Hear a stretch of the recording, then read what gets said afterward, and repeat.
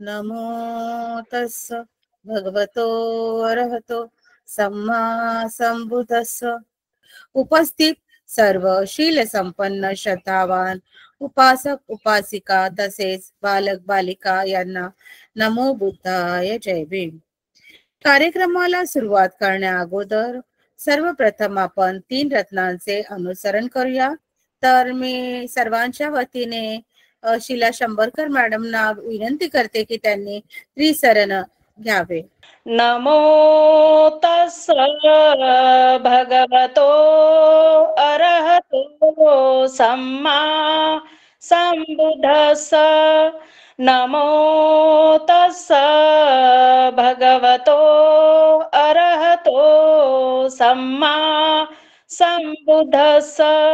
नमो तस्स भगवतो अरहतो सम्मा संबुद्धस्स. बुद्धं शरणं गच्छामि, धम्मं शरणं गच्छामि, संघं शरणं गच्छामि.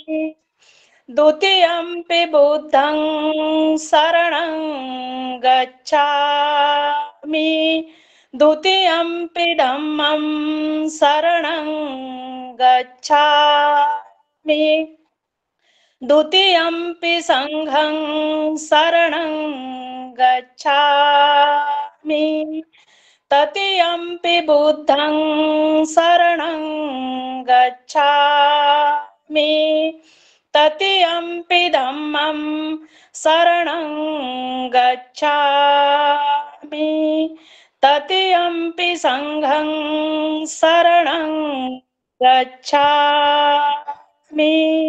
साधु साधु साधु साधू साधू. आज आपण या मालिकेचे 41वे पुष्प घेऊन आलो आहोत. तेव्हा आपण सर्वांनी शांत आणि एकाग्र चित्ताने या बुद्धवाणीला श्रवण करावे, ग्रहण करावे ही आपणास नम्र विनंती करत आहोत. आजच्या आपल्या मार्गदर्शिका आहेत आदरणीय नलिनी बागुल मॅडम. त्यांचा मी थोडक्यात परिचय देऊ इच्छिते. नलिनी मॅडम यांचे वास्तव्य 2004 पासून कॅनडामध्ये असून देखील त्या या धम्मसाकतच्या समूहाचे महत्वाची कामे जसे नियोजन, सूत्रसंचालन, गाथा म्हणणे, पीपीटी बनवणे आणि मीटिंग होस्ट करणे अशी विविध कामाची जबाबदारी स्वतःहून घेत आहेत. आपल्या सर्व व्याख्यानमालेच्या पीपीटी मॅडमनीच तयार केल्या आहेत. जोपुळकर दाम्पत्य यांच्याकडून त्यांनी पालीचे ऑनलाईन क्लास करून त्या पाली शिकल्या आहेत. त्या एमकॉम मुंबई युनिव्हर्सिटी मधून झाल्या आहेत आणि सध्या त्या सिटी ऑफ एडमिंटन येथे अकाउंटंट म्हणून कार्यरत आहेत. त्यांच्या या खूप बिझी असलेल्या शेड्यूल मधून सुद्धा मॅडमनी आज मार्गदर्शनासाठी संमती दर्शवली, त्या तयार झाल्या. त्याबद्दल मॅडमचे खूप खूप आभार. आणि मॅडमच्या आज मार्गदर्शन ज्या कथा करणार आहेत त्या कथांची नावं आहेत विश्वास भोजन, जातक वर्णना आणि नामसिद्धी जातक वर्णना. तर मी सर्वांच्या वतीने मॅडमना विनंती करते की त्यांनी त्यांच्या मार्गदर्शनाला सुरुवात करावी. नलिनी मॅडम. धन्यवाद ताई. नमो तस्स भगवतो अरहतो सम्मा संबुद्धस्स. इमिना सत्कारेण न बुद्धं अभिपूजयामि. बुद्ध, धम्म आणि संघ या त्रिरत्नांना माझा पंचांग प्रणाम. आणि ज्या बाबासाहेबांमुळे आपण या सुस्थितीत आहोत त्यांना आणि त्यांच्या कार्याला अभिवादन. धम्मसाकतच्या समूहाने आज मला संधी दिली त्याबद्दलही खूप खूप धन्यवाद. मिसाळकर सर, नैनाताई आणि जे सर्व धम्मसाकतच्या मंडळातील सर्व मेंबर्सला. जे जे धम्माचे शब्द आतुरतेने श्रद्धेने ऐकतात त्यांच्यासाठी निब्बाणाचे दार सदैव खुले असते. म्हणून सर्वांनी जातक अट्टकथावरील मार्गदर्शन श्रद्धेने ऐकावे ही मी आपणा सर्वांस विनंती करते. ही जी जातक अट्टकथा आपण इथे समजावून घेत आहोत ती सम्मा संबुद्धांनी स्वतःचे पूर्वीची जन्म सांगण्यामागील प्रमुख वैशिष्ट्ये आपल्याला या जातक अट्टकथांमधून दिसतात.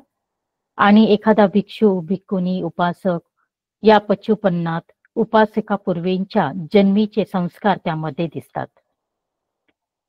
सम्मा संबुद्ध त्यांच्या पूर्वीच्या जन्माची कथा सांगताना, प्रसंग सांगताना जातक सांगतात. त्यात बोधिसत्वांचे आचरण सुचरित असल्याने ते पारमी पूर्ण करताना दिसतात.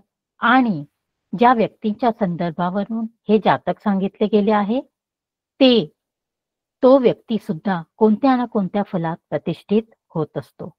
शिवाय ज्यांच्या समोर हे जातक सांगितले जाते मग तो कोणताही संघ परिसा असो त्यांना धर्माचा लाभ होतो. हे या जातकाचे महत्वाचे वैशिष्ट्य आहे. जातक अट्टकथामध्ये हा अद्भुत असा धम्म आहे. जातक अट्टकथामध्ये आपल्याला माहितीच आहे की 3 भाग आहेत आणि एक आहे पचुपन्न म्हणजे वर्तमान कथा, अतीत कथा आणि नंतर आपण दोन्ही कथांची सांगड घालून संबोधन करतो. सो असे बोलून आज या धम्मपद अट्टकथेनंतर आपण जातक सांगण्याची मला संधी दिली त्याबद्दल पुन्हा एकदा धम्मसाकाच्याचे खूप खूप धन्यवाद. माझी कल्याण मैत्रीण नैनाताई तिचेही खूप खूप मी आभार मानते आणि सर्वांप्रती मैत्र्या व्यक्त करते. तसेच माझे गुरु जन्मदाते, माझे आई वडील, माझे मोठे काका यांचा मी आशीर्वाद घेते. व हेही मला नमूद करावेसे वाटते की माझे कल्याण मित्र, माझे पती कमलेश व माझ्या आई समान सासूबाई यांचा पाठिंबा मला जो 4 वर्षापासून सतत मिळत आहे त्यासाठी मी त्यांच्याही प्रती खूप खूप मैत्र्या व्यक्त करते. तसेच लबाणे सर, संजय गायदानी भाऊ, नैनाताई, मिसाळकर सर यांनी मला आज जेही मार्गदर्शन केले त्याबद्दल मी त्यांचे खूप खूप धन्यवाद आणि खूप मैत्र्या व्यक्त करते. असे बोलून मी माझे आजच्या जातक कथेला सुरुवात करते. तर 2 आज मला जातक दिलेले आहेत. विश्वास भोजन जातक आणि नामसिद्धी जातक. आपण विश्वास भोजन जातक याला सुरुवात करूया. सो विश्वास भोजन न विश्वसे अविस्सथेति इदं सत्था जेतवने विहरंतो विश्वास भोजनं आरंभ कथेसी. तर काय तर इथे शास्त्र आपल्या जेतवनात राहत असताना एखाद्या गोष्टीवर विश्वास ठेवण्याबाबतीत त्यांनी ही गोष्ट सांगितली आहे. न विश्वसे अविस्सथेति, कुणा कशावर विश्वास ठेवायचा कशावर नाही याबद्दल शास्त्रांनी ही गोष्ट सांगितली. तस्मिन् कीर समये ये भूयेन भिक्खु मातरानो दिन्नं पितरानो दिन्नं भातरा भगिनिया चूळ मातरा चूळ पितरा मातुलेन मातुलानिया दिन्नं अम्माकं गही कालेपि भिक्खु कालेपि एते दातुं युक्तरूप वा ती याति ही दिन्ने चत्तारो पच्चये विस्सथा हुत्वा अपच्छवेखित्वा परिभुज्यन्ति. आता हे मोठं एकदम वाक्य आहे. तर काय सांगितलंय की तस्मिन कीर समये ये भूयेन भिक्खू, म्हणजे त्यावेळेला बहुतेक भिक्षू हे काय आईने मातरानो दिन्नंग, आईने दिलेलं दान, वडिलांनी दिलेलं दान, भावाने बहिणीने काका काकीने किंवा मामा मामीने दिलेले दान, हे कसं हे भिक्षू हे दिलेलं आहे असं ते म्हणायचे. आम्ही संसारात म्हणजे अम्माकं गही कालेपी भिक्खू कालेपी एते दातुं युक्त रूपवा ती. तर असे म्हणून ते संसारात असताना सुद्धा त्यांनी दिलेले हे योग्यच आहे असं म्हणायचे, कारण हे आपले नातेवाईक आहेत. तर त्यांनी दिलेलं दान हे योग्य आहे असे म्हणून त्यांनी दिलेले 4 प्रत्यय. तर 4 प्रत्यय इथे काय आलेला आहे, दिन्ने चत्तारो पच्चय, 4 प्रत्यय. तर ते काय तर अन्न, वस्त्र, शय्या आणि औषध. तर वस्त्र म्हणजे आपण चिवर म्हणूया, इथे भिक्खूंच्या संदर्भात आहे तेव्हा त्यांनी अन्न, वस्त्र, शय्या आणि औषध मेडिसिन हे 4 प्रत्यय इथे सांगितलेले आहेत. त्याच्यावर विश्वास ठेवून कुठलीही आपण चिकित्सा न करता उपभोगीत असतो. अपच्य वेखित्वा परिभुज्यन्ते म्हणजे त्याचा आपण उपभोग घेत असतो. सत्थातं कारणं ज्ञात्वा भिक्खुणं मया धम्मदेशनं कातो वट्टतीति भिक्खु सन्निपाता पेत्वा भिक्खवे भिक्खुना नाम ज्ञाति हि अपि अत्ता हि अज्ञाति हि अपि दिन्न के चत्तारो पच्चये पच्चवेखित्वाव परिभोगो कातब्बो. म्हणजे काय की हे जे दान दिलेले आहे, हे 4 वस्तूंचे जे दान दिलेले आहे त्याचा आपण सारासारपणे तो अभाव पाहून शास्त्रा काय म्हणाले की भिक्खवे भिक्खुना नाम ज्ञाती अपि अत्ताही अपि म्हणजे की हे तुम्ही भिक्षूंना त्यांना वाटले की भिक्षूंना आपण शिकवण दिली पाहिजे, कारण की हे भिक्षूंना त्यांनी मग एकत्र जमवले की तुम्ही ह्या गोष्टींवर जे दान दिलेलं आहे त्याच्यावर असाच विश्वास ठेवून त्याचा तुम्ही उपभोग करत आहात आणि ते त्याचा तुम्ही काही शहानिशा न करता त्याचा आपण उपभोग करत आहोत. तेव्हा अपच्य वेखित्वा परिभोगं कत्वा ही कालं कुरुमानो भिक्खू यक्षपेत अत्तभावतो न मुच्यति. अपच्य वेखित्त परिभोगो नामेस विस परिभोगो स दिसो. विसहि विस्सासिकेन दीन्नकंपी अविस्सासिकेन दीन्नकंपी मारेति येव. उभेपि विश्वासेन दिनं विस्सं परिभुज्यित्वा जीवितक्षयं पत्वा तीवत्वा अतितं आहारी.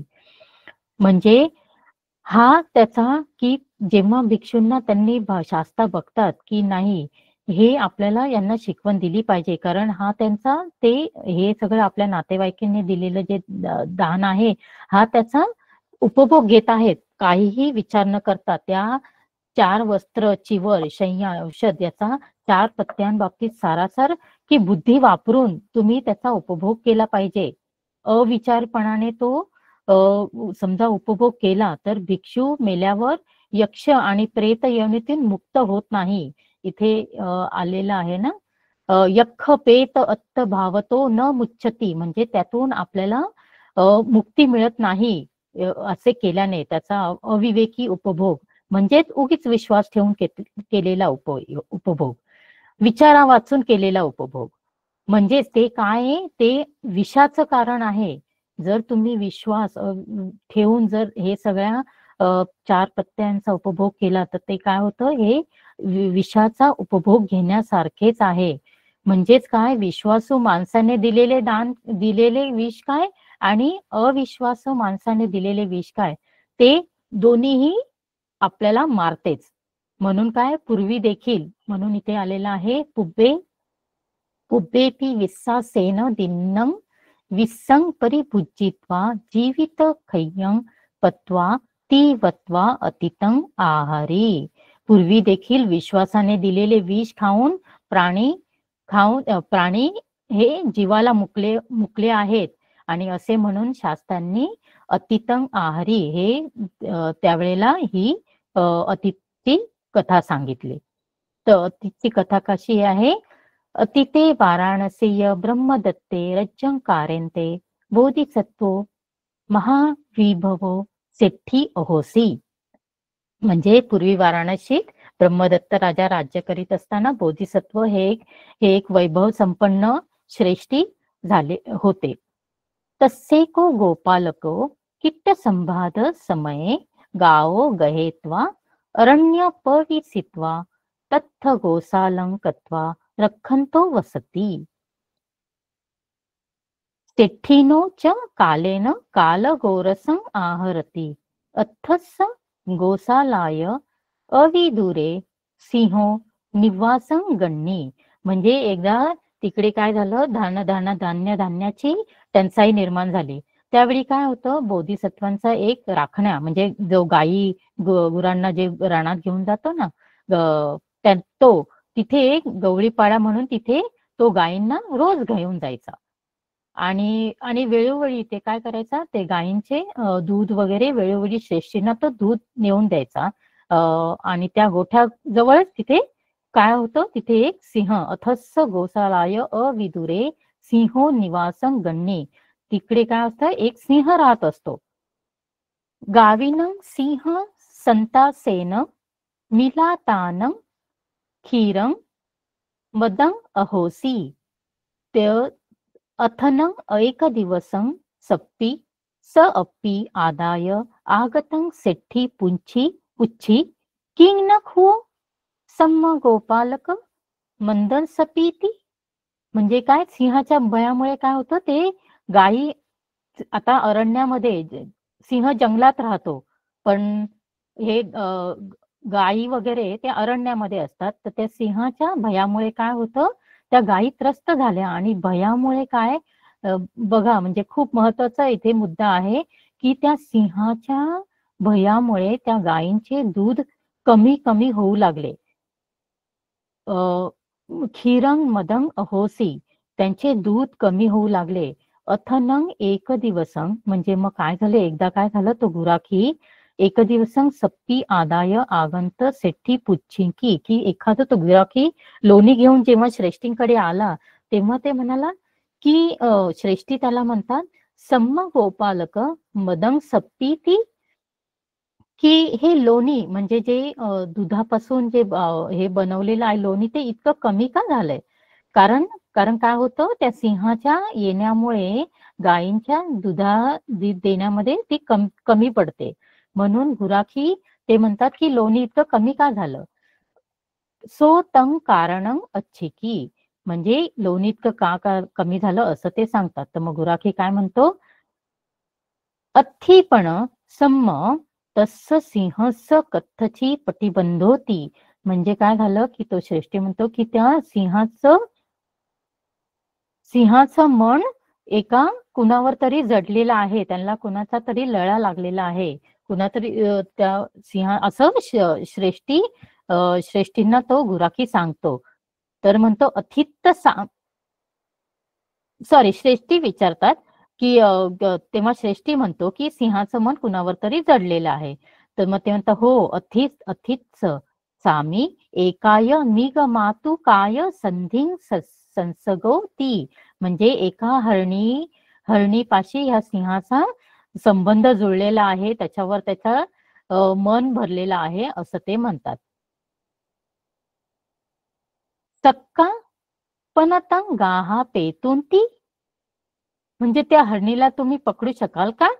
सक्का सामिती, तो म्हणतो होय मी पकडू शकेल. तेनही तंग हेत्वा तस्सा नला तो पठ्ठाय शरीरे लोमानी विसेन पुन्न पुन्नं रजित्वा सुखापेत्वा द्वे तयो दिवसे अत्तिकामेत्वा तं निगमातुकं विसजेहि सो सत्ता सिनेहेन शरीरं लेहित्वा जीवितं खयं पापुनी सती. म्हणजे मग ते म्हणतात की मग तर असं करा की त्या हरणाला आपल्याजवळ पकडून आला, तिला काय करा, तिला त्याच्या साऱ्या अंगाला काय लावा, इथे हे आहे लोमानी विसेन पुन्न पुन्न रजित्वा सुखा पेत्वा. तर तिला काय करा, तिला अंगावर विष लावा, विष चोपडा आणि त्याला सुकू द्या. सुखा पेत्वा द्वे तयो दिवसे अत्तिका मेत्वा, तिला सुकू द्या आणि मग 2-3 दिवसांनी त्या हरणीला सोडून द्या, अरण्यामध्ये परत तिला सोडून द्या. आणि हे का करतात, कारण सिंह आल्यामुळे तिचं दूध कमी होतं म्हणून असं श्रेष्ठी त्यांना सांगतो गुराख्याला. रज्जित्वा सुखा पेत्वा द्वे तयो दिवसे अत्तिका मेत्वा तं मीकमातुकं विसज्जेहि सो तस्सा सिनेहेन शरीरं लेहित्वा जीवितं खयं पापुनी सती. मग ते काय होतं, मग ते काय करतात, तो सिंह तिचं शरीर ते काय करतो, 2-3 दिवसांनी जेव्हा हरिणीला सोडून देतात तेव्हा तो सिंह तिचं शरीर प्रेमाने चाटू लागतो. आणि त्या काय होईल, त्यामुळे काय होईल, चाटता चाटता त्याला विष चढेल आणि तो मरेल, असा त्यांचा हा उपाय आहे की ते असं केल्यामुळे आपण त्यांना पकडून आणू शकतो. अथस्स चम्म अन चम्म नख दाठा च एव वसच्च मनसंच गहेत्वा आगच्छे यासेती हलाहल विसंग दत्वा उयो जेसी. म्हणजे मग त्यांचं कातडं नख आणि दात अशी चरबी काढून आपण मग माझ्याकडे घेऊन या असा ते त्यांना गोरखाला सांगतात. सो गोपालको जालं क्षिपित्वा उपायेन तं निगमातुकं गणित्वा तथा अकासी सिंहो तं दिस्वाव बल वसिनेहेन तस्सा शरीरं लेहित्वा जीवितं खय पापुनी. सो त्याप्रमाणे मग काय करतो तो गवळी काय करतो ते त्याच्यावर जाळं टाकतो आणि त्याने ते हरणीला पकडतो. जसं आपल्या यांनी सांगितल्याप्रमाणे त्याच्या धन्यांनी जे सांगितलं आहे त्याप्रमाणे तो त्या हरणीच्या अंगाला विष चोपडतो. नंतर काय होतं, गोपाल कौपी चम्मादिनी गहेत्वा बोधिसत्तस संतिक्क अगमासी. आणि तो काय करतो बोधिसत्तांकडे त्याला तिकडे घेऊन येतो. नंतर काय होतं, बोधिसत्तो ते तं कारणं ज्ञात्वा परेसु सिनेहो नाम न कातब्बो एवं बलसंपन्नोपि सिंहो मिगराजा किलेसवसेन संसंकं निस्साय निगमातुकाय शरीरं लेहंतो विषपरिभोगं कत्वा जीवितखय्यं पत्तो ती वत्वा समत्त परिसाय धम्मदेसेंतो इमं गाथम आह. म्हणजे मग काय होतं, जेव्हा त्याला तेव्हा त्याला तिने सोडल्यावर सिंह काय करतो, एकदम प्रेमाने, कारण त्याला त्या हरणीबद्दल लळा लागलेला आहे, त्याच्याबद्दल प्रेम उत्पन्न झालेलं आहे. मग ते काय होतं, स्नेहभराने ते अंग चाटू लागतो आणि तो काय होतो, त्याच्यामुळे तो त्याच्या प्राणाला मुकतो. म्हणजे तो एक म्हणजे कसं त्याला विश्वास दाखवलेला आहे नाही का, की ती रोज तो येत असतो तिकडे आणि त्या हरणीवर त्याचं जे प्रेम उत्पन्न होतं त्याच्यामुळे. आणि आता हरणीला तर विष लावलेलं आहे कारण त्यांना त्याचं पकडायचं आहे. तर मग ते काय करतो, त्याच्यामुळे सिंह जेव्हा त्याला चाटू लागतो तेव्हा ते चाटल्यामुळे ते विष त्याला सिंहाला लागतं आणि तो त्याचा जीव धोक्यात घालून तो मरण पावतो. गवळ्यानेही ते सिंहाचे कातडे ते काय करतो, नख दात जसं त्यांनी सांगितले की तो धन्याला द्यायचंय म्हणून तो देऊन येतो. आणि मग त्यावेळेला बोधिसत्व असे म्हणून काय म्हणतात की परक्यावर बोधिसत्व तं कारणं यत्वा परेसु सिनेहो नाम न कातब्बो. म्हणून काय म्हणतात की परक्यावर प्रेम करू नये. म्हणजे जो हा एवढा सिंह, जो एवढा बलवान, आपण म्हणतो ना त्यांना सिंह जंगलामधले राजा असतो पशु प्राण्यांचा नाही का. पण दुर्दैवाने काय होतं, तर हरणीची जो संबंध त्याचा जो जुळलेला आहे त्याच्यामुळे काय होतं, आणि ते प्रेमाने जेव्हा तो त्याला चाटतो तेव्हा, आणि त्या चाटल्यामुळे त्यांच्या अंगामध्ये विष भिनून तो मरून पडतो. आणि मग त्या जमलेल्या मंडळींना धम्मोपदेश करताना अशी म्हणून हे गाथा सांगतात की अविश्वासूंचा न विश्वास नको विश्वासूचाही तो, जसे ही सिंहा हरिणीचे विश्वास भय आणतो. म्हणजे काय गाथा काय आपली, काही पालीची गाथा दाखव ना. न विस्ससे अविस्सथे विस्सथेपि न विस्ससे विस्सासा भयमन्वेती सिंह व निगमातुकाती. म्हणजे जसे आपण अविश्वासूंवर तर अविश्वास ठेवायचाच नसतो, पण अविश्वासून न विश्वास नको विश्वासूचाही. जसे सिंह हरणीचे, जसे सिंहाला जी हरीण रोज यायची त्याप्रमाणे त्याने तिच्यावर विश्वास ठेवला, पण तो विश्वासात काय निर्माण झालं, विश्वासामुळे ते भय निर्माण झालं त्याच्यामध्ये, आणि त्या भयामुळे तो मृत्यू पावला. ही ते याच्यामध्ये आणि ते त्याचं असं जोडलेलं आहे. तत्राय संखपे पथ्थो यो पुब्बे सभयो अत्तनी अविसत्थो अहोसी. म्हणजे काय, आपण जे त्यांनी हे कसं समराईज केलंय की यो पुब्बे, जे पूर्वीच्या काळी सभयो, सभयो म्हणजे काय, तर म्हणजे कसं भय होतं नाही का, त्याच्या मनामध्ये भय उत्पन्न झालं. अत्तनी अविसत्थो म्हणजे पूर्वी जे माझे मन, जे माझे मनामध्ये भय होतं आणि ते भय कसलं, तर राग, दोष आणि मोह, हे जे भय होतं की आपण त्याच्यामध्ये विश्वास आपण ठेवतो, पण आपल्या मनामध्ये त्याबद्दल ते भय एक निर्माण असतं. आणि ते भय कसं, तस्मिन अविसत्ते, तस्मिन अविसत्ते, अविसत्ते म्हणजे अविश्वास. यो पुब्बेहि निभयो अत्तनी विश्वासी को येव तस्मिन विसत्थेपि न विश्वसे नेव विश्वासं करेय. म्हणजे पूर्वी माझे भय निर्भय होते, पण मी तो विश्वास ठेवला होता. आणि पण अशा विश्वासावर देखील आपण विश्वास ठेवायला नाही पाहिजे.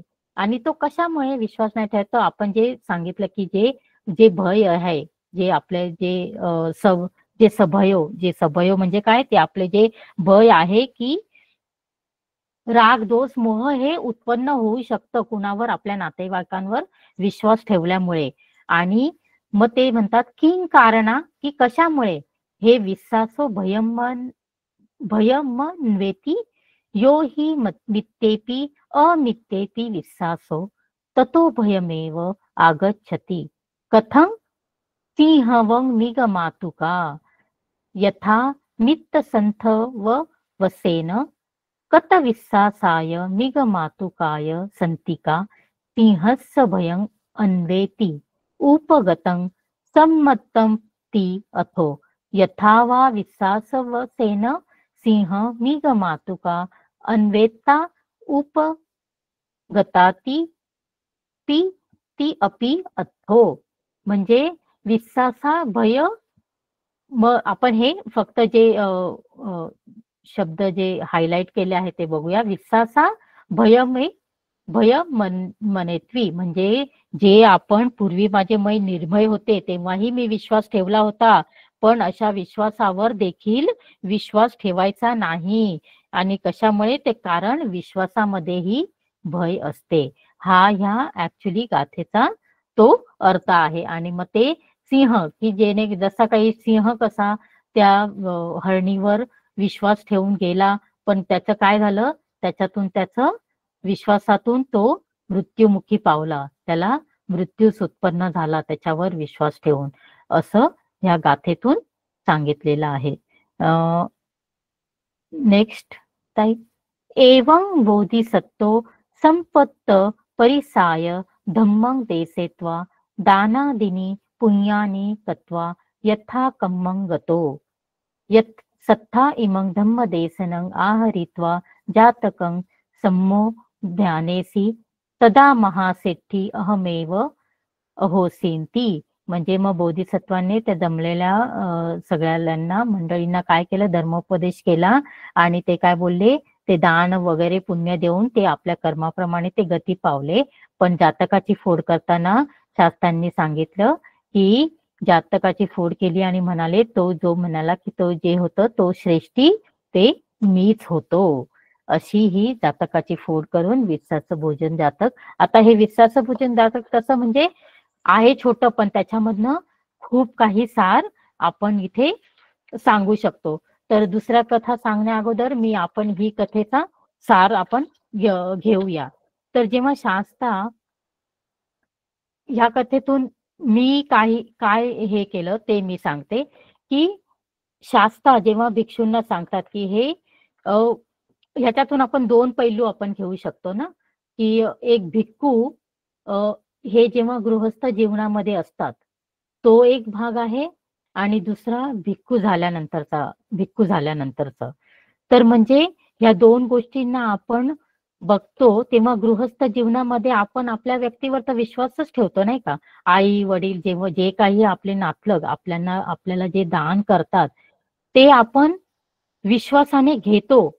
पण इथे ह्या गोष्टीचं मेन महत्व काय आहे, तर जे आपल्या पहिल्याच स्लाइड मध्ये जे आलं होतं की विश्वासाने की चुलत्याने संसारात असताना सुद्धा त्यांनी दिलेलं दान जे योग्यच आहे असं आपण म्हणतो नाही का. जे 4 प्रत्यय आहेत, अन्न, वस्त्र, शय्या, औषध. म्हणजे आता आपल्या आई वडिलांनी किंवा आपल्या नातेवाईकांनी जे दान दिलं ते आपण विश्वासाने घेतो तर खरं, पण इथे मेन मुद्दा असा आहे की शास्त्रा काय सांगतात की हे घेताना तुम्ही सारासार त्याचा विचार केला पाहिजे ह्याचा उपभोग घेण्याआधी. कारण काय ते भय आपल्या मनामध्ये म्हणजे विश्वास न ठेवता आपण अनालाइज केलं पाहिजे. आपण त्याचा अ, अ, हे अनालाइज करून सांगितलं पाहिजे की कारण आपल्याला जे नातलग जे दान देतील ते चांगलंच देतील नाही का, की असं थोडीच खराब वगैरे जेवण देतील. जे देतील ते आपलं एकदम चविष्ट जेवण देतील किंवा मग त्याच्यामुळे काय होईल ते खाल्ल्यानंतर माझ्या मनातला जो दोह आणि राग दोष आणि मोह जो आहे तो अजून वाढत जाईल. तो वृद्धिंगत होत जाईल. आणि तो कसा वृद्धिंगत होत जाईल, कारण मग ते मी जे जे उपभोग करेल नातेवाईकांनी दिलेलं, ते उपभोग जेव्हा मी करेल तेव्हा त्यामध्ये मी तो आनंद व्यक्त करेल किंवा एन्जॉयमेंट व्यक्त करेल. मग ते आपण फूड बद्दलच घेऊया कारण इथे अन्नाबद्दल भोजनाबद्दल बोललेलं आहे. चिवर बद्दल बोललं तर तेही घेऊ शकतो, पण आपण इथे अन्नाबद्दल घेऊया. तर अन्नाबद्दल म्हणजे जेव्हा घेतो तेव्हा मग ते भोजन आपले आई वडील आपले नातलग चांगलंच जेवण बनवणार ना आपल्यासाठी जेव्हा दान देतील तेव्हाची गोष्ट आहे. म्हणून त्याच्यामुळे तेव्हा आपली आसक्ती एक निर्माण होते. आणि जेव्हा ही अटॅचमेंट जेव्हा आपल्याला निर्माण होते तेव्हा ते काय होतं, ते हे गृहस्थी जीवनातील झालं. पण भिक्खू जीवनात जेव्हा ते येतात मग ती एक अटॅचमेंट निर्माण होते. ती अटॅचमेंट ते क्लिंगिंग एक हे होते ना, मग आपण त्याच्यामध्ये अडकून राहतो. आणि मग ते काय होतं, आपल्या जे प्रवज्जित होण्यासाठी त्याच्या मार्गामध्ये हा एक अडथळा एक निर्माण झालेला आपल्याला दिसून येतो. कारण कारण गृहस्थ जीवनात जो आपण विश्वास असतो, तो प्रेम असतो, त्यात तर शंकाच नाही ना, तो तर आपण बाळगतोच. पण भिक्खूच्या जीवनामध्ये त्यांना नियम दिलेले आहेत नाही का, की कसं आपण राहायचं, किती जेवणाची मात्रा आपण ठेवली पाहिजे. हे ऑलरेडी भिक्खूंना ते विनय आहेतच. पण आपण जेव्हा ह्या आसक्तीमध्ये अडकतो, त्यामुळे काय होतं, त्यामुळे मृत्यूच आपल्याला उत्पन्न होऊ शकतो. आणि ही तृष्णा ही नेहमी आपल्याला मृत्यूकडे दुःखाचे हे कारण आहे, अटॅचमेंट आपल्या नातेवाईकांसोबत. म्हणूनच जरी ते आई-वडिलांनी दिलंय, जरी नातलगांनी ते आपल्याला दान दिलंय, तेव्हा ते देताना देखील आपण खूप विचार केला पाहिजे ते घेण्याआधी. आणि जरी ते घेतलं तरी ते एक प्लेजर म्हणून किंवा आनंद हे करून घ्यायचं नाही, त्याचा उपभोग करण्याचा. हे या ऍक्च्युअल गाथेमधून हा त्याचा सार खूप मोठा आहे असं मला जाणवलं. म्हणून त्याची म्हणजे मीमांसा केली पाहिजे. त्याचं कारण आपण शोधलं पाहिजे की हे जे देतोय ते आपण उपभोगायचं का, आणि उपभोगायचं तर ते उपभोगताना आपण मेक शुअर केलं पाहिजे की हे खाल्ल्यानंतर आपल्यामध्ये राग दोष हे उत्पन्न नाही झालं पाहिजे. आणि तो विश्वास म्हणजे ते आपल्याला एक आपलं मन त्याच्यामध्ये अडकलं जातं, म्हणजेच एक अटॅचमेंट निर्माण होते आणि ते निब्बाणाला जाण्याच्या मार्गावर हा एक अडथळा होऊ शकतो.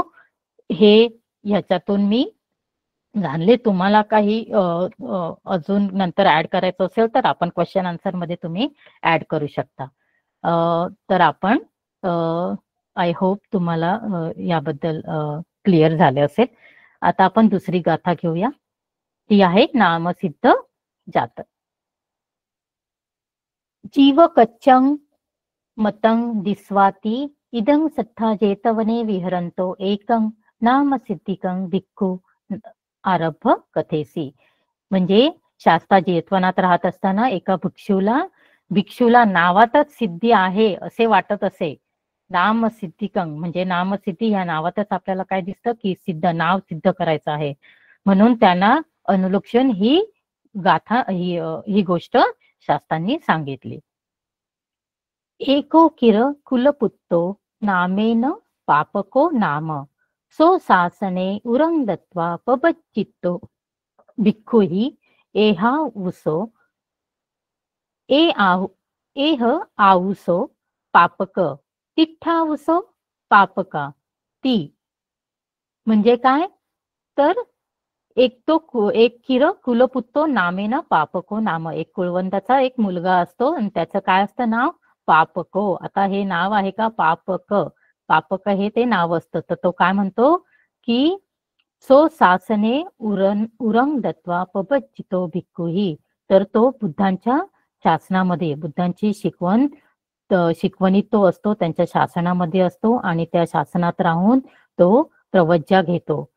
तर त्याचं नाव पापक असल्यामुळे त्याला काय करतात एह आऊसो पापक. म्हणजे त्याला काय करतात भिक्षू ए पापक आयुष्य म्हणता पापक ये इकडे.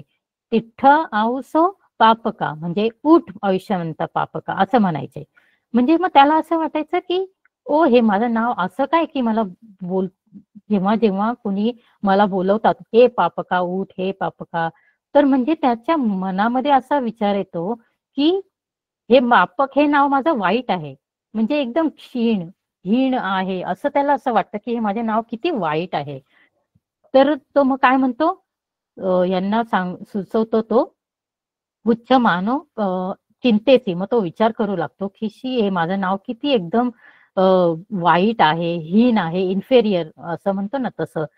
अय्यं मंगलपटी संयुतं नाम आहरा पेसासीती. मी काय म्हणतो तो म्हणतो की हे माझं नाव खूप वाईट आहे, तेव्हा मी काय एक मस्त मंगलसूचक नाव मी माझ्यासाठी लावेन, मी द्यायला लावेन. मग तो काय करतो तो आर्यांकडे जातो. सो आचरियु पच्छाये उपसंखमित्वा भन्ते मयं नामं अवमंगलं अय्यं मे नाम करोथाती आह. मग तो म्हणतो की मला हे माझं नाव काही मला आवडत नाही, मला हे चेंज करायचं आहे, बदलायचं आहे. हे मंगलसूचक नाव द्यायला मी स्वतःच लावीन मी ते नाव. मग ते काय म्हणतात अथनं एव माहसु आऊसो नाम पन्नती मतं नामेन काची अथ सिद्धी नाम नथी अत्तनो नामन एव संतुष्टो होहिती. मग काय म्हणतो की सो पुन्ह पुन्ह याची एव तत्सायं नाम सिद्धिक भावो भिक्खु संघे पाकटो जातो. अथेक दिवसं धम्म सभाय सिन्ना भिक्खु कथं समुठ्ठा पेसुं आऊसो असुको किर भिक्खु नाम सिद्धिको मंगलं नामं आहरा पेतीती. मग तो आपल्या आचार्यांकडे जातो आणि उपाध्याय त्यांना म्हणतो की म्हणते माझं नाव हे खूप म्हणजे अमंगल आहे, पापिक आहे. पापक बोलल्यावर असं मला असं वाटतं की ते पापी नाव असं आहे, तेव्हा मला दुसरं नाव द्या. तेव्हा मग ते काय म्हणतात की हे नाव हे फक्त तुझं बोलण्यापुरतं आहे किंवा एक ओळख म्हणून आहे. त्या नावामध्ये काही असं काही सार्थक होण्यासारखं काही नाही. तर त्या आपल्या नावावर जे नाव आहे तुझं त्याच्यामध्येच तू संतुष्ट राहा. त्याच्यामुळे अत्तनो नामनेव संतुष्टो होईती. म्हणजे जे नाव आहे त्याच्यामध्ये संतुष्ट. नावामध्ये काय आहे ना, नाव पापक असल्यामुळे काय होतं ते तुझं सार्थक होण्यासारखं काही नसतं त्याच्यामध्ये, तर तेच राहू दे. पण तरी पण मग तो वारंवार तो विनंती करतो. तसाय नाम सिद्धिक भावो भिक्खू संघे पाकटो जातो. मग तरी पण ते सतत विनवणी केल्यानंतर मग तो म्हणतो की त्यांची या नावाची सार्थकतेविषयीची भावना ते सगळ्यांना भिक्खू संघामध्ये समजते. तसाय नाम सिद्धिक भावो भिक्खू संघे पाकटो जातो. मग ते काय होतं ते जेव्हा त्यांना कळतं अथेक दिवसं धम्म सभाय सिन्ना भिक्खू कथं समुठ्ठा पेसुं आऊसो असुको कीर भिक्खू नाम सिद्धिको मंगलं नाम आहारा पेती ती. मग ते जेव्हा त्या धम्मसभेत कळतं की भिक्षू आपापसात बोलत राहतात, मग ते म्हणतात की हा आयुष्यमान भिक्षू जो आहे ते नाव सार्थक कसा होईल त्याचा, म्हणून दुसरं मंगल नाव देण्यासाठी त्याची विनवणी चालू आहे आणि तो मागत आहे. अथ सत्ता धम्म सबंग आगंत्वा काय नुत्थ भिक्कवे एतरही कथाय सिन्नी सिन्नाती पुच्छित्वा इमाय नामाती वुत्ते न भिक्कवे सो इदानेव पुब्बेति नाम सिद्धिक येवो ती वत्वा अतितं आहारी. म्हणजे मग जेव्हा शास्ता धर्मसभेत येतात आणि मग शास्ता जेव्हा हे भिक्षू सर्व एकत्र बोलत असतात तेव्हा ते म्हणतात की काय झालं, कशाबद्दल तुमचं हे डिस्कशन चालू आहे, काय बोलताय. तेव्हा शास्त्रांना म्हणतात भिक्षूंनो, शास्ता म्हणतात की भिक्षूंनो हे आताच नाही तर पूर्वी सुद्धा तो असाच नाव सार्थ करण्याच्या पाठीमागे लागला होता आणि पूर्वीही हे असंच नाव बदलण्यासाठी त्याने तेव्हाही असेच केले होते असे म्हणून त्यांनी शास्त्रांनी पूर्वीची अतीत कथा सांगितली. आणि ती अतीत कथा अशी आहे. अतिते तक्कशिलाय बोधिसत्तो दिसा प मोक्षो आचर्यो हुत्वा पंच मानवक ततानी म्हणते वाचेसी. तर तिकडे अतिते त्याच्या पूर्वी बोधिसत्व एकदम प्रसिद्ध असे आचार्य म्हणून तक्षशिलेत राहत होते आणि त्यांचे काय होते 500 शिष्य होते. हुत्वा पंच मानक म्हणजे 500, पंच 5 मानक म्हणजे 100च्या याच्यात, म्हणजे 500 शिष्य होते. आणि त्यापैकी एकाचे नाव काय होते, तस्सेको मानवो पापको नाम नामेन.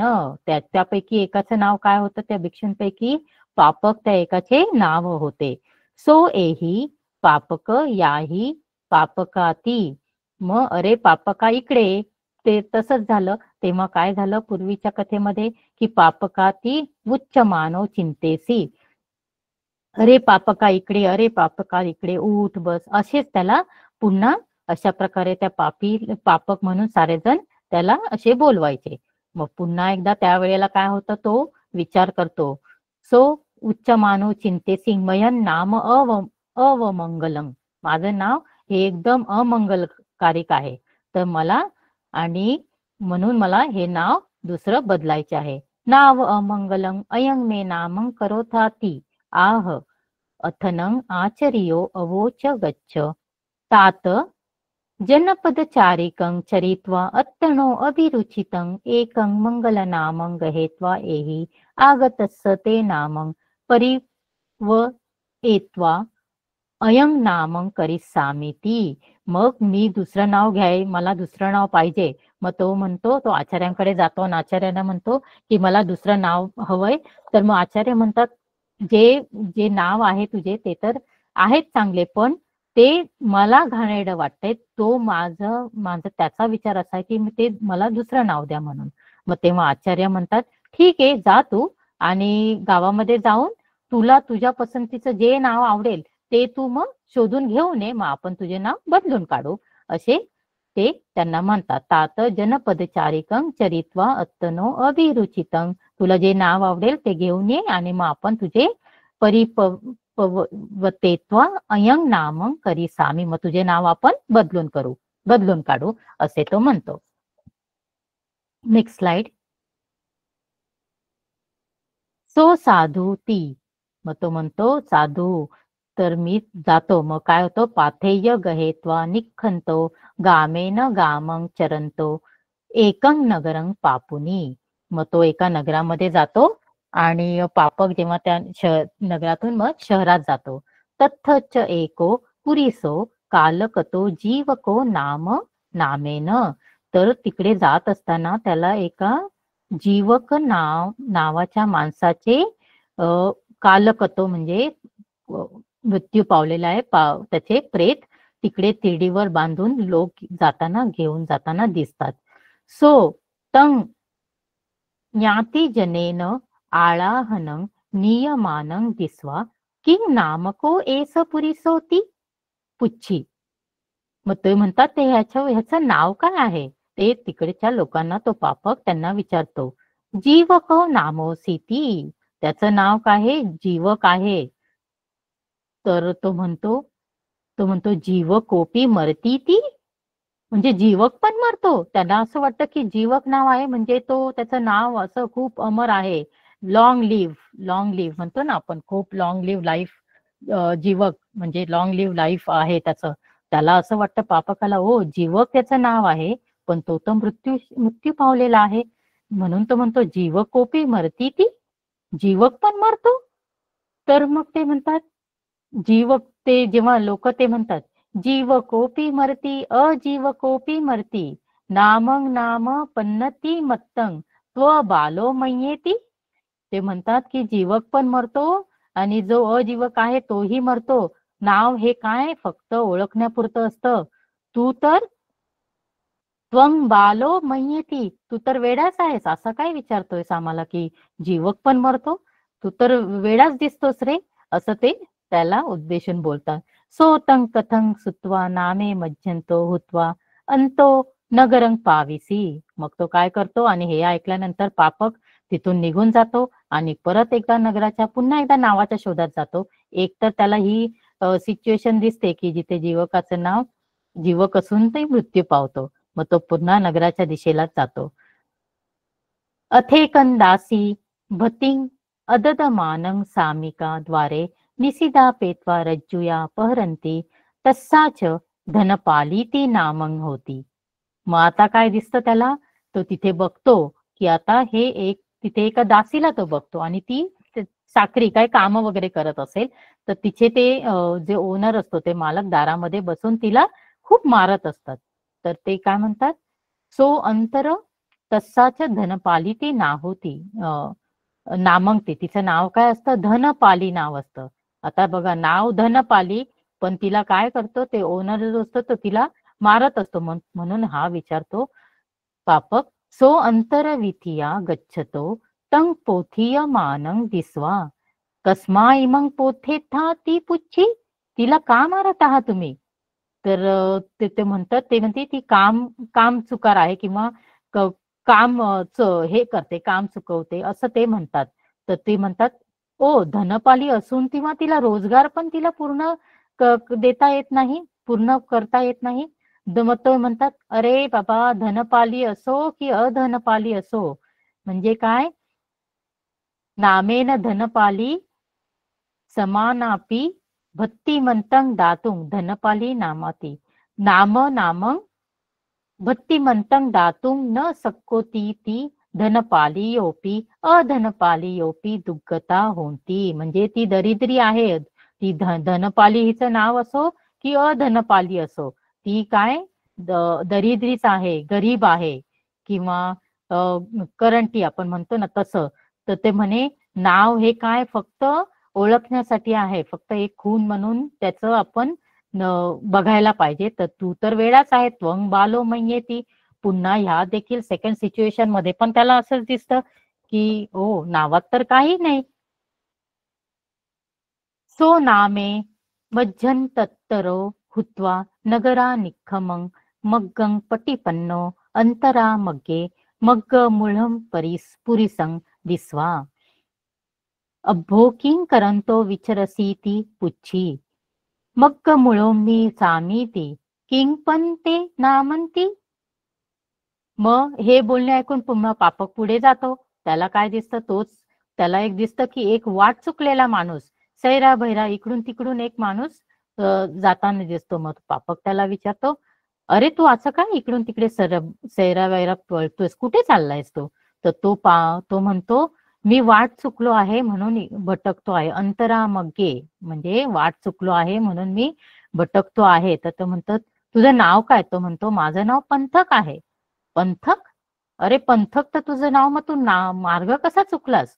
पंथकोपी मुगळ होती, मुग्ग मुळोती होती ती. म्हणजे पंथक नाव असून तू मार्ग विसरतो. पंथकोपी अपंथकोपी मग्ग मुळो होती. म्हणजे माझं नाव पंथक काय किंवा अपंथक काय, दोघेही वाट ही चुकतातच. तेव्हा नामं नाम पन्नती मत्तं त्वं पण बालो म्हणजे ती, तू तर वेडाच दिसतोयस, हे असं म्हणून म्हणून तो पुन्हा तिसरीही घटनेमध्ये त्याला असेच दिसते की नावामध्ये काही नाही. सो नामे अतिमज्जंतो हुत्वा बोधिसत्तस संतिकं गत्वा किं तात नामं रोचेत्वा आगतोसीति वुत्ते आचार्य जीवकापि नाम मरन्ति अजीवकापि धनपालियोपि दुःखता होन्ति अधनपालियोपि अपंथका आपी मुग्ग मुळ्ळा होंती अपंथका आपी नामं नाम पन्न ती मत्तं नामेन सिद्धी नत्ती कम्मन एव सिद्धी. म्हणजे नावात काही नाही. मी जेव्हा गेलो तेव्हा काय दिसलं, जीवक जो होता, आचार्य जो जीवक होता तोही मेला, तोही मृत्यू पावला. जी धनपाली तिचं नाव, पण ती एवढी दुर्दैवी किंवा निर्धन, म्हणजे एकदम गरीब अशी, तिचं धनपाली नाव असून ती अशी, आणि जो पंथक होता त्याचं पंथक नाव असून तोही मार्ग चुकतो. म्हणजे नावात काहीही नाही, हे मला याची मला जाण झाली आहे, मला कळले आहे. तो म्हणतो नाम पुण्य, नाम हे काही सिद्ध करण्यासाठी नाही. नाम हे आपलं कर्माने आपण नाव सिद्ध केले पाहिजे. बघा, नाम सिद्धी म्हणजे नावामुळे काय नाही, जरी त्याचं पापक नाव असलं तरी त्याने कसे कर्म केले आहे हे आपण बघायला पाहिजे. आपल्याही नावामध्ये आपण बघायला पाहिजे की कर्म काय करतो आपण, त्याप्रमाणे आपलं नाव सिद्ध होतं. अलंमयं अय्येन नामेन तदेव मे नामं होतु ती आह बोधिसत्तो तेन दिठ्ठंच कतंच संसद देत्वा इमं गाथम आह. मग ते तुला जेव्हा शास्ता विचारतात तुला नाव शोधून काढलंय का, मग ते म्हणतात नाही ना, शास्ता हे कर्तृत्वच आपलं नाव सिद्ध करतं. आता मला काही दुसरं नाव नको आहे, जे नाव आहे तेच राहू दे, पापक हेच नाव मी ठेवेन, मी काही नाव बदलणार नाही. आणि मग तेव्हा बोधिसत्वांनी ही गाथा सांगितली.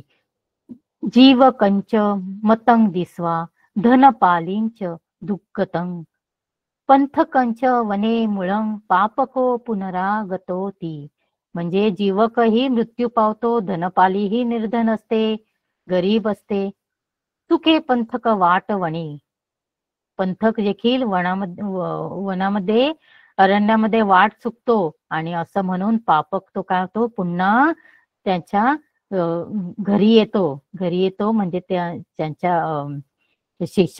शास्त्रांकडे येतो आणि म्हणतो. मग शास्त्र काय करतात, असे उपदेश देतात की भिक्षूंनो, आत्ताच काही हा सार्थक नावाच्या मागे असं नाही, पूर्वी सुद्धा असाच हा नावाच्या मागे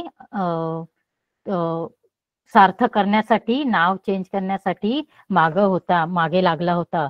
आणि तेव्हा जातकाची फोड त्यांनी केली, आणि त्यावेळी आचार्यांची ते सगळी मंडळी जी होती बुद्धांच्या याच्यामध्ये शासनामध्ये, ते नाव ते सांगतात की सार्थ नावाच्या मागे लागणारा जो हा नामसिद्धक होता तो आचार्य मात्र मीच होतो, असे म्हणून आजची ही गाथा आपण इथे संपूया. इथे पालीमध्ये आहे, तत्थ पुनरागतेती इमानी तिनी कारणानी दिस्वा पुन आगतो रकारो संती वसेन वृत्तो सत्था इमं धम्मदेसनं आहरित्वा न भिक्कवे इदानेव पुब्बेपेस नाम सिद्धिक येवो ती वत्वा जातकं संबोधन. मग असे संबोधन केले की तदा नामसिद्धिको इदन्यापि नामसिद्धिको एव, म्हणजे ते सार्थ नावाच्या मागे जो लागणारा नामसिद्धक होता तो मीच होतो, असे बोलून हे नामसिद्धक जातक हे पण इथे पूर्ण होते. कथा ही छोटीच आहे आणि आपण आत्ताच बोललो. मग आता त्याचा सार काय असतो की नाव हे नावावर काही नसतं, तर नाव हे आता हे पापक हे ह्याचं स्वतःच तो स्वतः असा विचार करायचा नाही का, त्याची स्वतःच ते परसेप्शन होतं की त्याचं नाव चांगलं. दुसरे तर त्याला काही बोलले नव्हते ना, ते तर बोलायचे की ओ पापक उठ वगैरे, पण तो स्वतः त्या पापी नाव जेव्हा त्याच्या कानावर पडायचं तेव्हा तो स्वतः त्याच्या परसेप्शनने त्याला वाटायचं की हे नाव वाईट आहे, की तो पापी आहे, असं ते पापक नावामुळे तो पापी आहे. पण तसं काही नाही, तर काय असतं की स्वतःच्या कर्तृत्वावर आपण आपले नाव सिद्ध करायचे असते आणि ते आपण मनामध्ये तसं नाहीच ठेवायला पाहिजे, नाही का? कारण नावामुळे काही नाही. पण आताच्या आपण बघतो बऱ्याचशा जातकांमध्ये देखील जे आपण वर्ण, कुळ, ब्राह्मण वर्ग त्या नावाप्रमाणे तेव्हा नाही का वर्णानुसार त्यांचं बोलले जायचे. त्याप्रमाणे ते श्रेष्ठ आहेत. ब्राह्मण वर्ग म्हणजे श्रेष्ठ आहे, क्षत्रिय वर्ग असे त्या कुळाप्रमाणे त्यावेळेला म्हणजे जातकांमध्ये बऱ्याच आपण वाचलं गेले. त्या नावाप्रमाणे ते सिद्ध व्हायचे. कुणाचं अस्पृश्य समाजात आपण तेव्हा होतो त्यावेळेला आपल्याला जसं इन्फेरियर बनवलं गेलं किंवा त्याप्रमाणे. पण काय की तुमचं नाव जरी तसं असतं तरी तुम्ही शीलवान म्हणून आपण आपलं नाव सिद्ध केले पाहिजे. आपण श्रेष्ठ आहे, तरी तो पापक असेल पण तो शीलवान असेल तर मग काय नावामध्ये काय आहे, नाही का? पण म्हणजेच रूपावर्ण किंवा ह्या कुळावर्ण आपण कसलं नावाची सिद्धी नाही करू शकत. तर महत्वाचे याच्यामध्ये काय आपण जेव्हा म्हणजे ह्या मनुष्य योनीमध्ये आपण हा जन्म झालाय तेव्हा आपण बुद्धांचे वचन जे आहे हे आपण समजणारा हा आपल्याला जन्म मिळाला आहे, तेव्हा आपण आपले त्याप्रमाणे आपण शीलवान राहून आपण आपलं नाव सिद्ध करण्याचा आपण प्रयत्न केला पाहिजे. आपले स्वतःचे चित्त शुद्ध केले पाहिजे, हेही यातून आपण बघू शकतो. बुद्धांनी आपल्याला एवढी चांगली शिकवण द्या. आपण मनुष्य योनीत निर्माण झालोय तर आपण आपल्या नावाप्रमाणे आपल्याला बनवलं पाहिजे, हेही त्याच्यामध्ये एक येतं. आता पूर्वीच्या काळामध्ये म्हणजे आपण बुद्धांचा त्यांनी उपदेश दिला आहे त्या प्रमाणे ह्याच्यामध्ये कर्मालाही आपण खूप म्हणजे श्रेष्ठ मानलं पाहिजे किंवा आपण आपले चित्त कसे शुद्ध करायचे हेही सांगायला पाहिजे. आणि काही आजच्या या जीवनामध्ये जेव्हा आपण म्हणजे बघतो की काहींची नावं पण अशी वेगळी असतात ना, की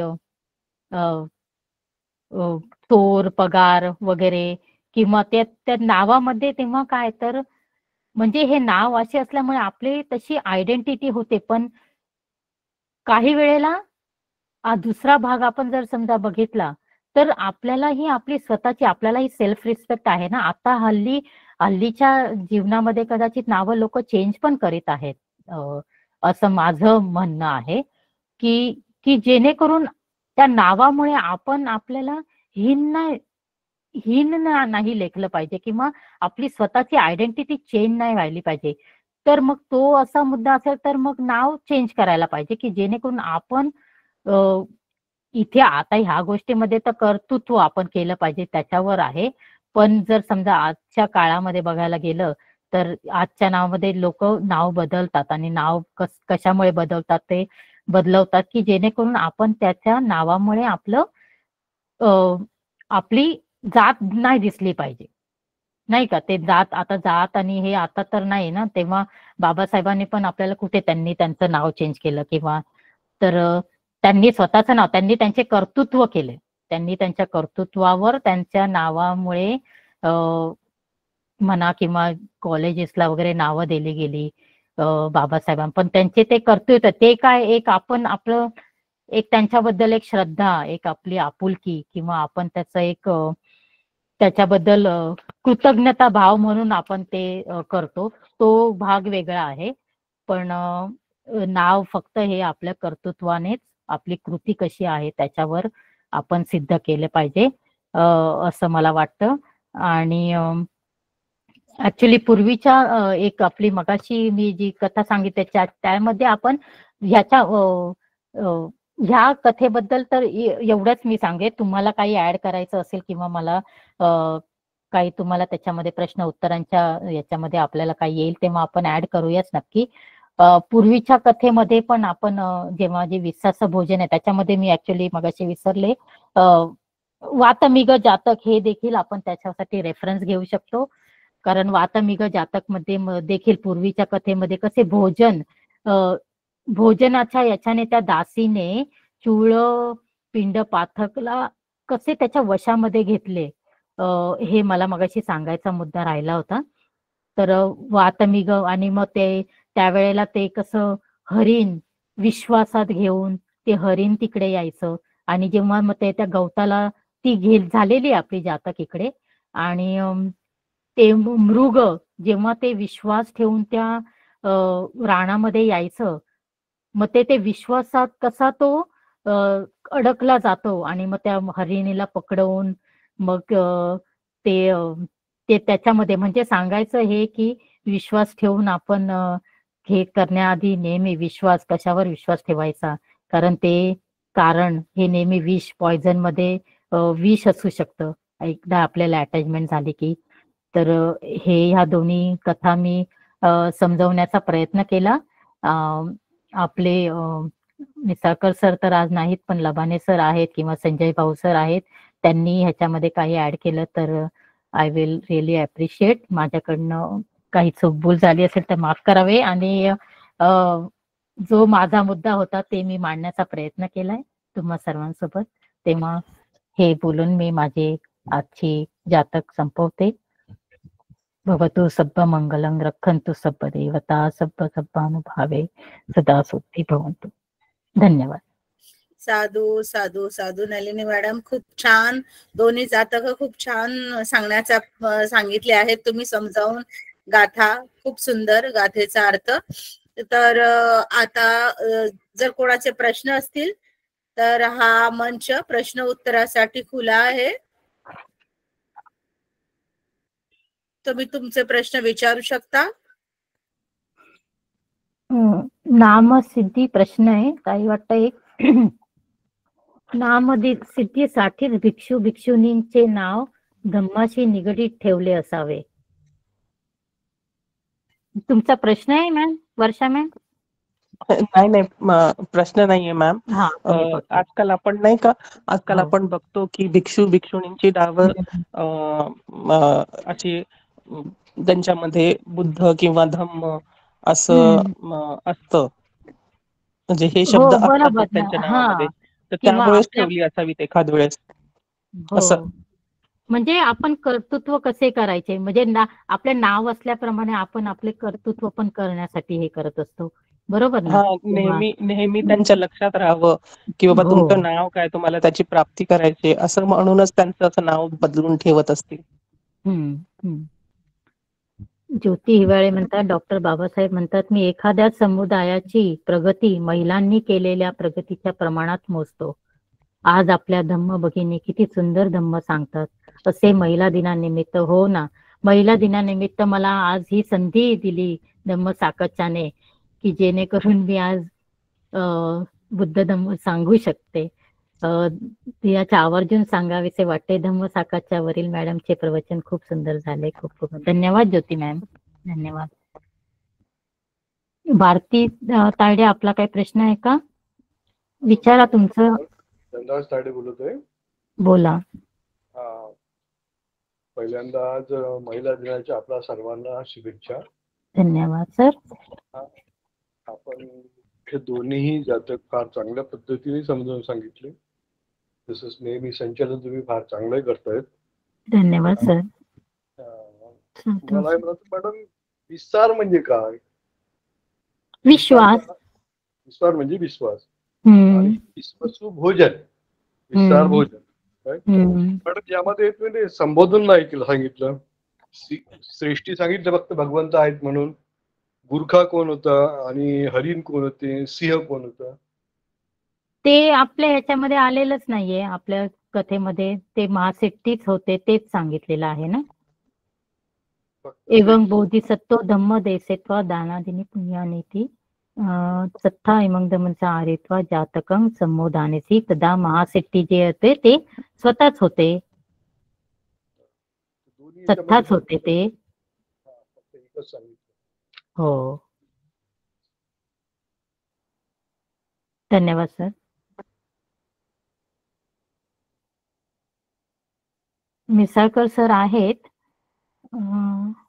जर कुणाचे प्रश्न नसतील तर मी मिसाळकर सर किंवा सिद्धार्थ लबाने सरांना विनंती करेल की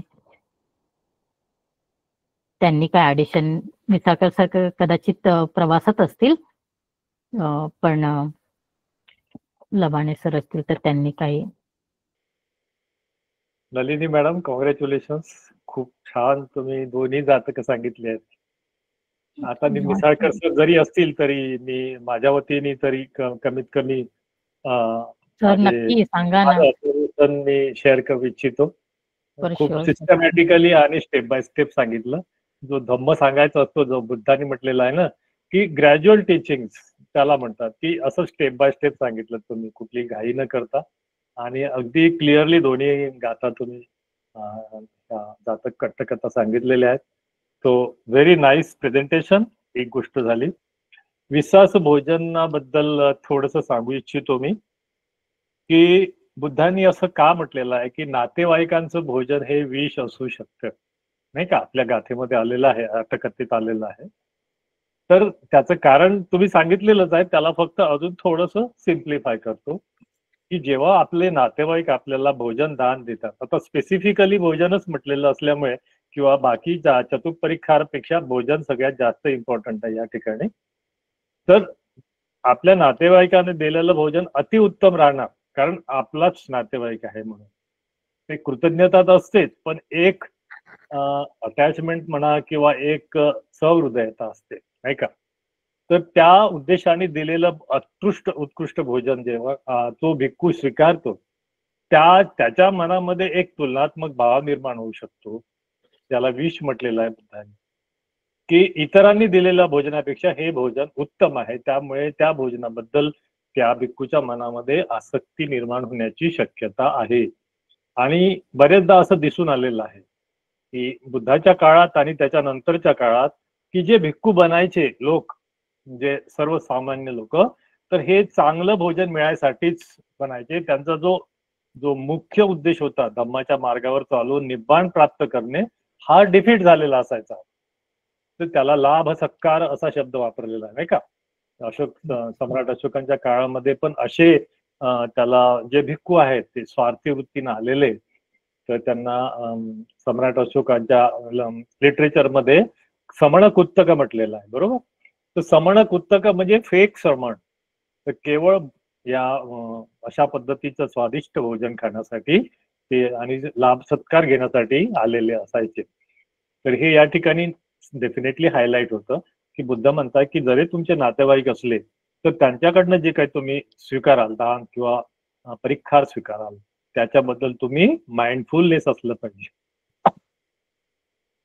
चिवराबाबत पण म्हटलेलं आहे बरं का, की चिवर सुद्धा आपले नातेवाईक आपल्याला चांगलं देतील. तर या बाबतीत सुद्धा बुद्धांनी सजग राहायला सांगितलेलं आहे. तुम्हाला आठवत असेल की जेव्हा भंते आनंद त्यांचे शिष्य व्हायचे होते ना, तर शिष्य होण्यापूर्वी त्यांनी अट टाकली होती बुद्धांकडे की तुम्हाला मिळालेलं भोजन आणि तुम्हाला मिळालेलं चिवर मला तुम्ही शेअर करू नका.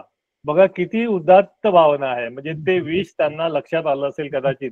माइंडफुलनेस बघा याला त्यांनी नम्रपणे सांगितलं की भंते, मी तुमचा उपटाक किंवा सहाय्यक होतोय, पण मला या गोष्टीपासून तुम्ही दूर ठेवा अशी त्यांनी विनंती केली. आणि अजून एक कंडिशन होती की त्यात तर आपल्याला आता की तुम्ही जेव्हा दुसरीकडे धम्म द्यायला जाल त्यावेळेस मी नसेल तर मला येऊन तुम्ही तो धम्म सांगितला पाहिजे. पण ते आता इथे रिलेव्हंट नाहीये. रिलेव्हंट आहे भोजन आणि चिवर. परिखारामध्ये औषधी येतातच, तर औषधीचा पण इथे उल्लेख नाही आहे, पण भोजनाचा डेफिनेटली आहे. तर हे तुम्ही खूप छान सांगितलेलं आहे. आणि या जातकामध्ये जो आत्ताचा अनुभव आहे की जो विश्वासू व्यक्ती आहे, जो आपला, ज्याला मी म्हणतो आजच्या जीवनामध्ये त्याचं किती रिलेव्हन्स आहे बघा. आत्ता ताजं उदाहरण आहे, तो उदाहरणाचे डिटेल मी देऊ शकत नाही एक नैतिकतेचा भाग म्हणून, की काय झालेलं आहे की अत्यंत उच्च पदावर असलेले एक अधिकारी जे माझ्या ओळखीचे आहेत आणि एक त्यांचे अगदी जवळचे मित्र तर ते रोज त्यांना असं रिस्पेक्टने ऑफिसमध्ये यायचे, त्यांना ऍप्रिशिएट करायचे, त्यांना बुके आणून द्यायचे, त्यांना फूड जेवायला घेऊन जायचे, लंच डिनर जे काय असेल पार्टी. तर तो इतका विश्वास निर्माण झाला आणि त्याच वेळेस तो व्यक्ती जो त्यांना भेटायला येतात त्या अधिकाराला त्यांनी म्हणजे सगळं वदवून घेतलं त्यांच्याकडून, सगळे बारीक सारीक माहिती, ऑफिस मधले जे कॉन्फिडेन्शियल गोष्टी असतात. आता विश्वास म्हटलं ना, हा मुद्दा विश्वासाचा आहे नाही का. आपल्यावर विश्वासू माणसावर विश्वास ठेवायचा नाही, म्हणजे माइंडफुल राहायचं. विश्वास ठेवायचा म्हणजे you have to be alert की तुम्ही काय त्यांच्याशी शेअर करायचं, तुम्ही काय नाही करायचं. सी आजचं रिलेव्हन्स किती जबरदस्त आहे या विश्वास भोजन जातकाचा बघा. तर ती गोष्ट सांगतो मी. तर त्या व्यक्तीने सगळे बारकावे, सगळे लूपहोल्स, सगळे शॉर्टकमिंग्स एकमेकांशी शेअर केले आणि त्या व्यक्तीने जो तो त्याचा विश्वासू होता त्यांनी सगळं व्हिडिओ रेकॉर्डिंग केलं. हे लाईव्ह उदाहरण आहे, मी इमॅजिनरी नाही सांगत आहे. हे लाईव्ह व्हिडिओ रेकॉर्डिंग केलं आणि ते मंत्रालयात पाठवलं. तो व्यक्ती त्याच्यासाठी ते विष ठरलं आणि ते त्यात दिलेलं भोजन किंवा त्यांनी दिलेला जो विश्वास आहे ते विष ठरलं आणि तो माणूस आज सस्पेंड झालेला आहे.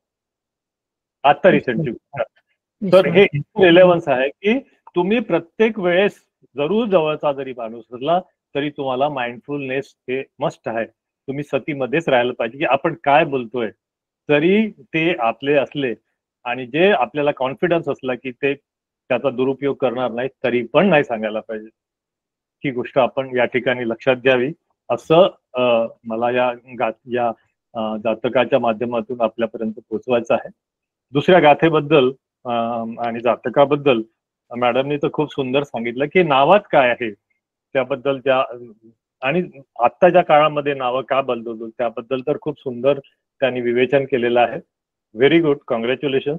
तर नावाला जरी महत्व नसलं तरी पण एका उपासकाने पण तो प्रश्न उपस्थित केला की आपल्या धम्मामध्ये काही धम्म ज्या खेळ आहेत, थेरी गाथा आहेत, त्याच्यामध्ये जसं की उत्पलवर्णा थेरी नाही का, किंवा बद्धा कुंडलकेसा यांची नावं त्यांच्या कॅरेक्टरिस्टिक नुसार पडलेली आहेत नाही का, किसा गौतमी किंवा काय.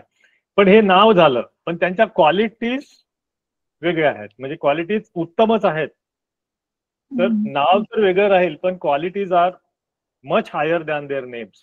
किसा गौतमी मधून आपल्याला फक्त एकच दिसतं की ती जी थेरी होती ती शरीराने कृश होती, तिचं नाव गौतमी होतं नाही का. पण तेवढंच अभिप्रेत नाही होत, तिच्या क्वालिटीज पण त्याच्यापेक्षा कितीतरी जास्त आहेत. त्यामुळे बुद्ध म्हणतात की नावाच्या मागे खूप पळू नका तुम्ही. तुमचं नाव आता अहिंसक आहेत, अहिंसक म्हणजे अंगुलीमाल, ते तर अहिंसक होते पण त्याने किती हिंसा केलेली आहे. तर हे कॉन्ट्राडिक्शन त्यावेळी दिसायचं, आजही दिसते आपल्याला की आपण म्हणतो की नाव सोनाबाई आणि हाती कथलाचा वाळा, म्हणजे नाव सोनं आहे आणि तिच्या हातात ती गरीब आहे बिचारी, कथिलाचा तिच्या हातामध्ये कथिलाची बांगडी सुद्धा नाहीये. तर हे कॉन्ट्राडिक्शन आहे डेफिनेटली. तर त्यामुळे नावाला तुम्ही खूप महत्व देऊ नका. पण नलिनीताईंनी अजून एक महत्वाची गोष्ट सांगितली ती पॅरलल आहे की ज्या वेळेस आपण या समाजात आज जगत असताना जर माझं नाव माझी जी स्टेटस आहे किंवा इज्जत किंवा रिस्पेक्ट आहे त्याला जर धक्का लागत असेल, जसं की कशी नाव घेतलं त्यांनी चोर पगार नाही का, किंवा भाजी खाय, डुकरे असे नावं जी असतात ना ते मला डायरेक्टली इंडिकेट करतात इतर कम्युनिटीला. इतर कम्युनिटी आयडेंटिफाय करते की हा लोअर कास्टचा किंवा व्यक्ती आहे. तर त्या ठिकाणी निश्चितपणे मी असं सजेस्ट करेन की नाव बदलणं म्हणजे संयुक्तिक वाटते मला. तर ह्या दोन्ही कथा तुम्ही खूप सांगितल्या चांगल्या पद्धतीने. So congratulations. अजून मला वाटते की माझे भरपूर त्यांनी सांगितलेलं आहे. सो आता मी इथे पूर्ण करतो. माझे जे कमेंट्स होते ते माझे पूर्ण झाले. धन्यवाद sir. Thank you sir, thank you very much. खूप छान सर, मार्गदर्शन खूप छान, धन्यवाद. आता बोला. माझा प्रश्न तर नाही आहे पण सगळ्या लेडीजना महिला दिनाच्या हार्दिक शुभेच्छा. आणि आज नलिनीताईंनी खूप सुंदर दोन्ही जातक सांगितले त्याबद्दल त्यांचं मनपूर्वक आभार. आणि दर आठवड्याला जी वाट बघत असतो मी पण. व्हेरी गुड, म्हणजे छान आपला सेशन चालत असतो दर आठवड्याला. थँक्यू, एवढंच सांगायचं होतं, बाकी प्रश्न वगैरे तर काही नाही. धन्यवाद दादा. धन्यवाद सर. धन्यवाद. मॅडम मी पूर्ण ऐकलं आणि खूप छान झालं, कारण ते दोन्ही ज्या कथा आहेत त्यात म्हणजे फार महत्वाच्या आहेत. तर मलाही म्हणजे साध्या वाटत असतील, पण त्यात आपण नेहमीच बघतो की वरवर साध्या वाटणाऱ्या ज्या कथा आहेत त्या किती गंभीर असतात. ते आपण नेहमीच बघत आहे आणि तुम्ही ती गंभीरता सांगितलेली आहे. फक्त मी प्रवासात असल्यामुळे मला ते पूर्ण व्यवस्थित बोलता येत नाही, पण नभाने सरांनी त्याच्यावर कॉमेंट केलेलीच आहे. आणि म्हणजे नाम में क्या रखा है म्हणतो ना आपण, तर म्हणजे किती जुना विषय आहे हे आपल्याला एक दिसतंय आपल्याला याच्यात. आणि जो विश्वास जो आहे, विश्वास आहे ना, विश्वास हा परमधम्म आहे, म्हणजे सगळ्यात मोठं गिफ्ट आहे विश्वास, असं हे बुद्धाने धम्मपदामध्ये पण सांगितलेलं आहे. पण विश्वास आणि तृष्णा अटॅचमेंट ते तुम्ही व्यवस्थित सांगितलेलं आहे की विश्वास ठेवणं गोष्ट वेगळी आहे आणि अटॅचमेंट असणं वेगळी आहे. त्यात अडकून राहणं ते वेगळं आहे. तर त्या म्हणजे सिंहाबद्दल जे तुम्ही सविस्तर सांगितले किंवा जे मुद्दे सांगितले ते फार महत्वाचे आहे. पण म्हणजे सगळ्यांनी त्या कथा मूळ कथा वाचून स्वतः समजून आणि त्याच्यावर पुन्हा पुढच्या वेळेस म्हणजे डिस्कशन करायला पाहिजे असं मला वाटतं. याच्यातून सगळ्यांनी म्हणजे बोध घ्यायला पाहिजे, वरवर या साध्या असल्या तरी सुद्धा. आणि लभाने सर आणि तुम्ही ते खूप व्यवस्थित त्याची मांडणी झालेली आहे, त्यामुळे तुमच्या दोघांचं पण खूप अभिनंदन. आणि मी प्रवासात असल्यामुळे मला बोलायला अडचण असल्यामुळे मी जास्त बोलू शकत नाही, पण सगळ्या उपासक उपासिकाचे श्रोत्याचे मी खूप आभार मानतो की धम्मसाकाच्यात तुम्ही प्रश्न उत्तर विचारता आणि उपस्थिती दाखवता. मी इथेच थांबतो मॅडम. तुमचं खूप खूप अभिनंदन. धन्यवाद सर. साधू साधू साधू. खूप खूप अभिनंदन नलिनी मॅडम तुमचं. आणि धन्यवाद सर्व धम्मसाकाच्या व पीटी टीमचे, ज्यांच्या सहकार्यामुळे हा कार्यक्रम आपण यशस्वीरित्या पार पाडू शकतो. तसेच धन्यवाद देते USA मधून संजय गायधनी सर, वैशाली गायधनी मॅम यांना, जे हा कार्यक्रम यशस्वी होण्यासाठी मार्गदर्शन करतात. शिवाय या कार्यक्रमाचे आपण जे YouTube-वर रेकॉर्डेड व्हिडिओ पाहू शकतो हे त्यांच्या अथक परिश्रमामुळेच. धन्यवाद देते आपल्या सर्व उपासक उपासिका यांना, जे नेहमी या कार्यक्रमाला हजर राहून जीवनात बुद्ध वचन आचरणात आणण्यासाठी या धम्म मार्गदर्शनाचा लाभ घेत असतात. आपली ही लिंक तुमच्या मित्रमैत्रिणींसोबत तसेच कुटुंब आणि नातेवाईकांसोबत आणि शक्य असल्यास इतर ग्रुपमध्ये सुद्धा जरूर शेअर करा, जेणेकरून आपण धम्माच्या शाळेत कोणते ज्ञान मिळवत आहोत हे इतरांपर्यंत पोहोचूया. ते सुद्धा या निब्बाणाच्या दिशेने वाटचाल करोत. सर्वांचे जीवन सुखी हो, सर्वांचे खूप मंगल हो, सर्वांना हिताचा सुखाचा मार्ग लाभो, या पुण्यात वसुंधरा साक्षर आहो. आपण आज इथेच थांबत आहोत. सर्वांना नमो बुद्धाय, जय भीम. आजच्या कार्यक्रमाची सांगता मी शीला शंभरकर यांना सांगेन की त्यांनी धम्म पालन करून या कार्यक्रमाची सांगता करावी. शीला शंभरकर.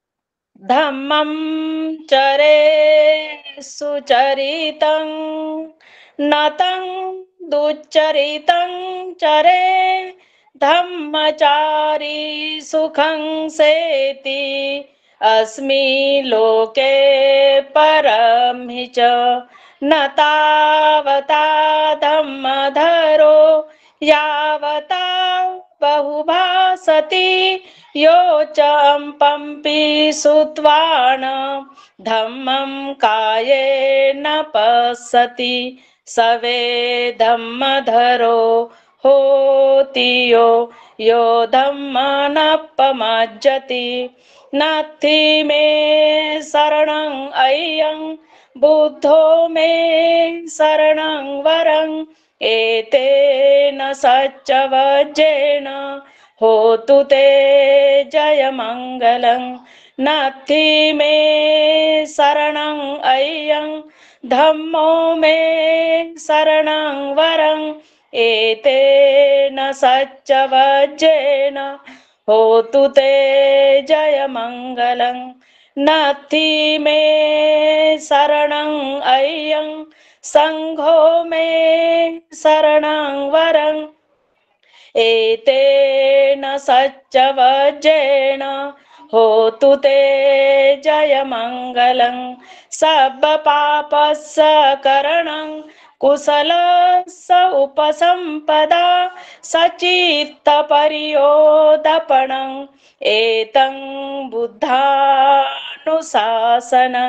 साधु साधु साधु।